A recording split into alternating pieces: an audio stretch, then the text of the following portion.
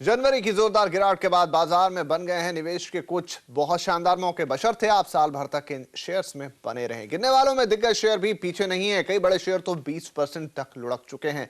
हमारे एक्सपर्ट हमारे साथ बने हुए हैं, तो सीधे जानते हैं उनसे कि किन शेयरों में निवेश थे। आपको मिलेगा कुछ बेहद शानदार रिटर्न। हम अगला जो काउंटर हम लेने जा रहे हैं वो है टाटा मोटर्स का, जो पिछले तेजी में 600 से 1200 रुपए तक पहुंच गया था, यानी दोगुना। लेकिन जनवरी में इसकी रफ्तार पर लगाम लगी है और इसमें अब रिवर्स गियर लगता हुआ दिख रहा है। ये 22% तक सस्ता मिल रहा है। 1306 रुपए का शेयर अब आपको करीब 1100 रुपए में मिल जाएगा।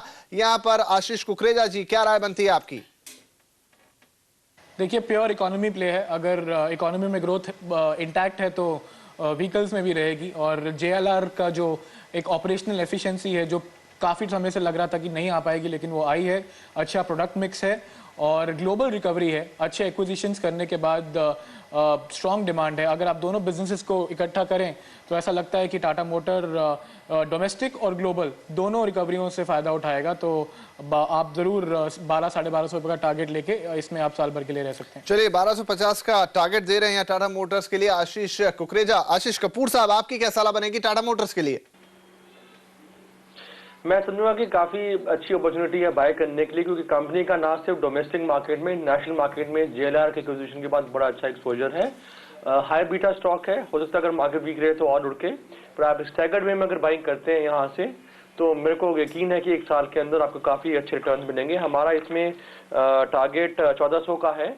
तो अगर आप एक स्टैगर्ड में बाइंग करेंगे तो अगर नीचे की तरफ में आपकी और अच्छी बाइंग हो सकती है। तो 1400 यहाँ से काफी अच्छा अपसाइड पोटेंशियल है। बहुत खूब। तो टाटा मोटर्स एक ऐसा शेयर जिसमें हमारे दोनों एक्सपर्ट खरीदारी की सलाह दे रहे हैं। फिलहाल आपको 1100 रुपए के आसपास मिल रहा है, 1114 रुपए के आसपास। और आशीष कुकरेजा जी 1250 रुपए का टारगेट दे रहे हैं। आशीष कपूर साहब ने तो इसमें 1400 रुपए तक का टारगेट दिया, यानी खरीदारी बनती है। एक ऐसा शेयर जो आपको आगे जाके बहुत बेहतरीन रिटर्न दिला सकता है।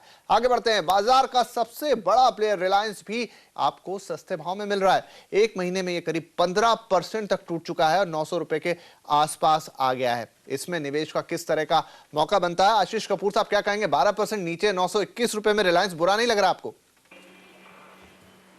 नहीं, बिल्कुल बुरा नहीं लग रहा। काफी अच्छा स्टॉक है और काफी देर से अंडर परफॉर्म किया है। और मेरे मुताबिक आगे चलकर जैसी केजी D6 बेसन की वॉल्यूम्स इंप्रूव होंगी रिलायंस में, मेरे मुताबिक अच्छी तेजी आनी चाहिए। और वैसे भी कच्ची तेल की कीमतें जिस तरह से बढ़ रही हैं, रिफाइनिंग मार्जिन में भी जो जिसको लेकर काफी चिंता थी, वो भी इंप्रूव होनी चाहिए। और साथ में जो कंपनी एक्विजिशन करी है शेल गैस के एसेट्स की, और जो कंसर्न थे वॉल्यूम आउटपुट के, वो भी जैसे जैसे ठीक होंगे तो यहाँ पर अच्छी तेजी आ सकती है। और हमारे मुताबिक 1150 का एक टारगेट है, जो यहाँ से काफी सिग्निफिकेंट अपसाइड देता है। और जो अच्छी बात है कि यहाँ पर डाउनसाइड रिस्क भी कम है।